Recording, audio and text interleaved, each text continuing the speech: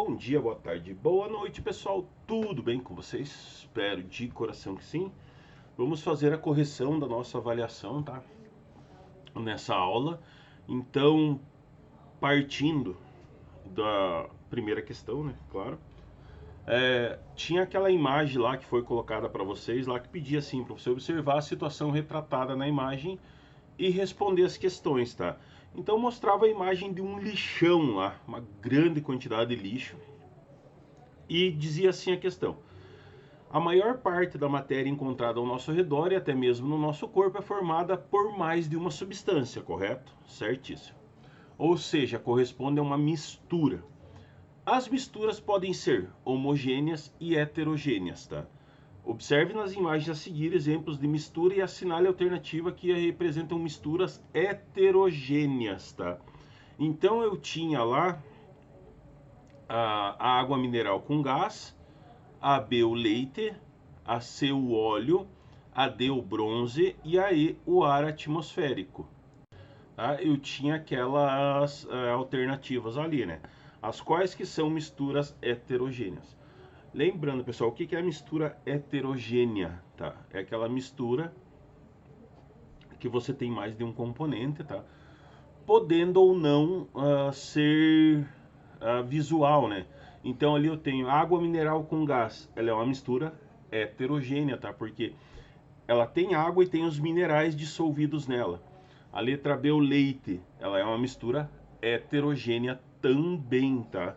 Porque o leite ele tem os componentes minerais que fazem parte dele.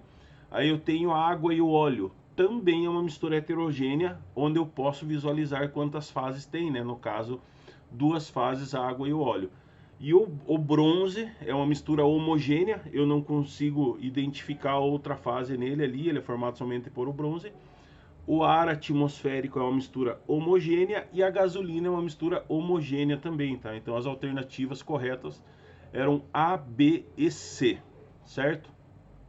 Logo abaixo, assim, ele dizia assim: observe o sistema apresentado a seguir, que eu tenho água e areia, água e óleo, água e gelo e água e açúcar.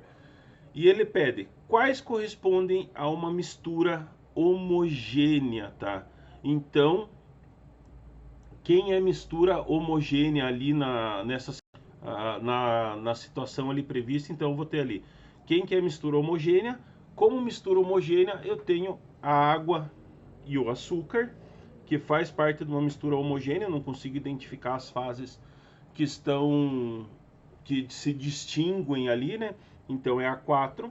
Quais correspondem a uma mistura heterogênea? Aí na heterogênea eu tenho a água com gelo, a água e óleo, a água e areia, tá? Apesar da água com gelo, lembra lá, ser água também, mas ela está em outro estado físico, ela está no estado físico sólido. Então, com isso, ela representa uma outra fase, tá? Ela é uma mistura heterogênea. A água com óleo eu consigo identificar bem as fases dela, e a água com areia também eu consigo identificar bem a fase dela. Aí a letra C dizia assim: o número de fases no sistema 1. O sistema 1 é água e areia. Quantas fases ele tem? Duas fases, né? A água e a areia. O número de componentes no sistema 3. Quantos componentes eu tenho lá na minha mistura com água e com gelo?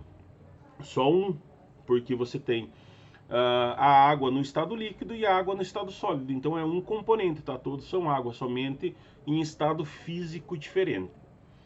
A questão 3 diz assim: observe a representação dos sistemas 1, 2 e 3 e seus componentes. O número de fases em cada um é respectivamente, tá?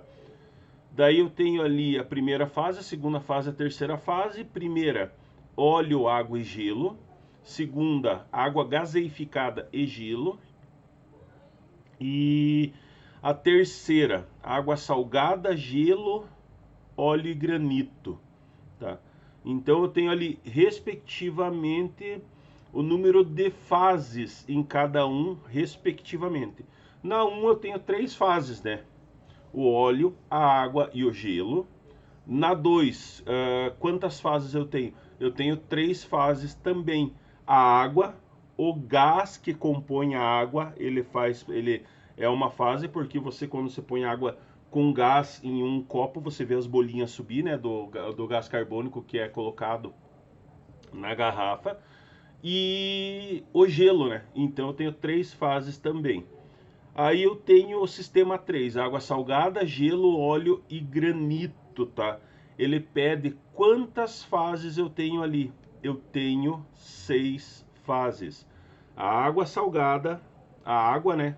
O sal, o gelo, o óleo, o granito que compõe aquela que faz o componente de todos, né? Então ele tem 6 fases bem distintas, tá? Porque o sal ele faz parte de uma fase também, tá? Então eu tenho a água, o sal, a água no estado sólido, que é o gelo, né? O óleo e o granito, tá? Que vão fazer os componentes dessa fase. Então a alternativa correta é a letra E, 3, 3 e 6. Certo? Número 4. Observe as imagens dos líquidos a seguir. Ele mostra lá. Eu tenho os líquidos, né? Ao colocar todos em um becker, constatou-se a seguinte situação.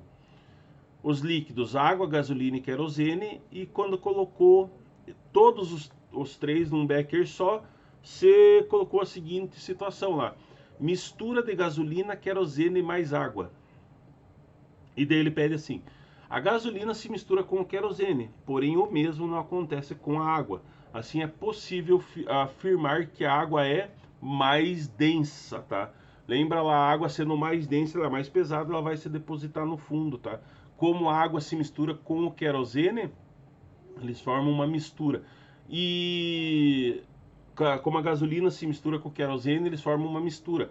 E como eles são menos densos, eles são menos pesados, eles vão ficar em cima, tá? Então a água é mais densa, ela é mais pesada, ela fica embaixo. A questão número 5 diz assim: a água pura é formada pelos hidrogênio e oxigênio, tá? Então ela é assim: a água pura é uma substância formada pelos elementos hidrogênio e oxigênio. Daí eu tenho as minhas alternativas lá embaixo, que seria a alternativa B, tá? Substância e elementos. A questão número 6 diz assim: considere os seguintes sistemas: nitrogênio e oxigênio, etanol hidratado, tá? Um sistema hidrogênio e oxigênio, o outro etanol hidratado. Aí ele pede: assinale a alternativa correta. Então, o nitrogênio e oxigênio, pessoal, ele é um sistema homogêneo, né? Formado por substâncias simples, tá? Então ele pede ali, os 3 sistemas são... desculpa, e tem mais o terceiro sistema lá, água e mercúrio. A letra A. Os 3 sistemas são homogêneos? Não, não são, tá? Não são porque água e mercúrio não se misturam.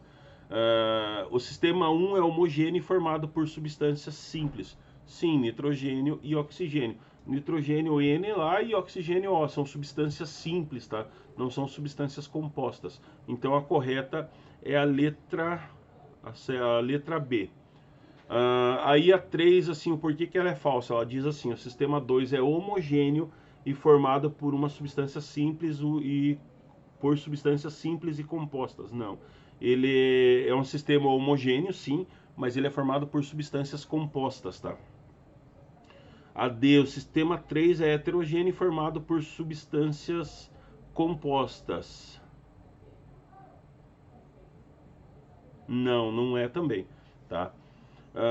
O sistema 3 é uma solução formada por água e mercúrio. Não, ele não é uma solução, tá? Ele não forma solução. Certo, pessoal? Tranquilo? Questão 7. A correta da 6 é a letra B, tá? A 7. Com relação ao número de fases, o sistema pode ser classificado como homogêneo ou heterogêneo.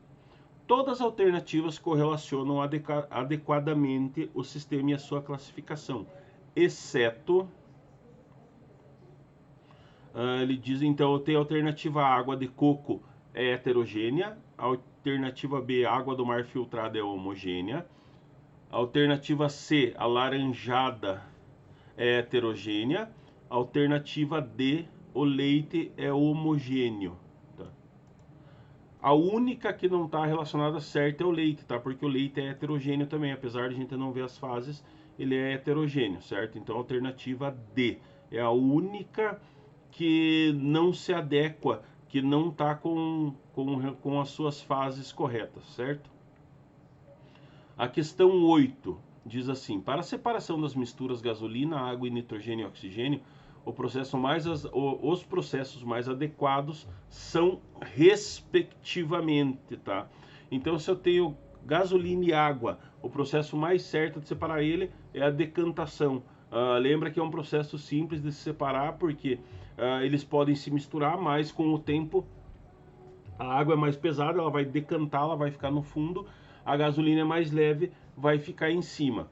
E o outro, que é o nitrogênio e o oxigênio, que o processo mais adequado é a liquefação, né? É fazer um dos gases se liquefazer. Então eles aquecem o sistema, lembra lá que na separação da liquefação eles vão aquecer um sistema a diferentes temperaturas, porque a diferença de liquefação do nitrogênio, a temperatura de liquefação do nitrogênio é diferente do oxigênio, então eles acabam separando isso daí. E lembra que é num equipamento específico no laboratório, tá?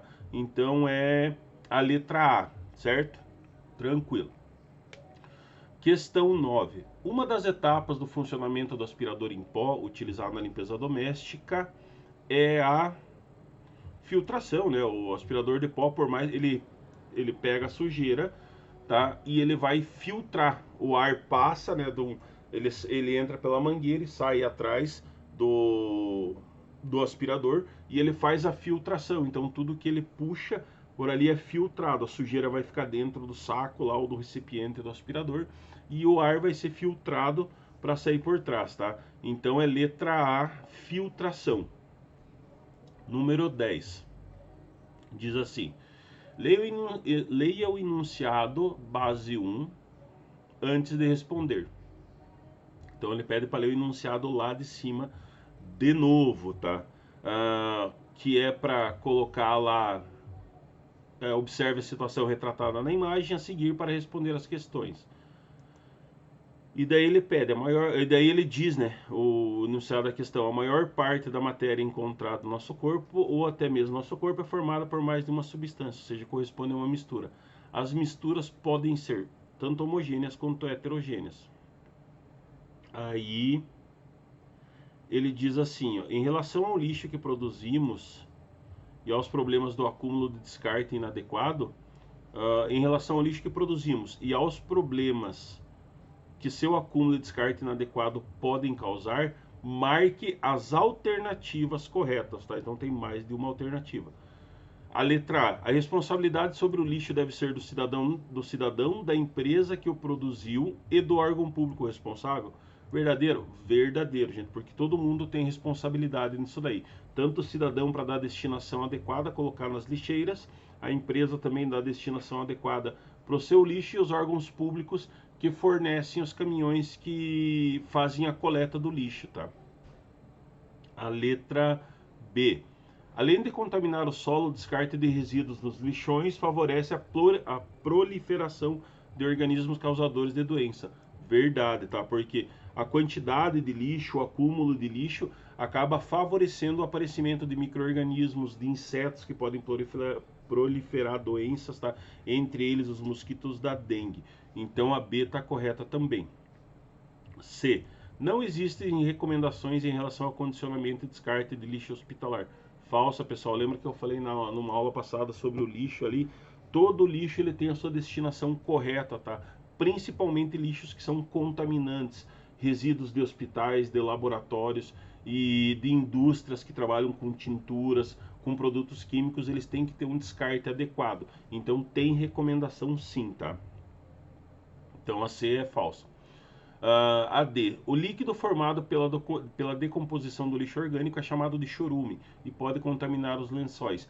Pode sim, tá? Eu comentei com vocês numa aula também que o chorume ele é um autocontaminante tanto do solo como de nascentes de água, lençóis freáticos, de rios, de lagos e lagoas, tá?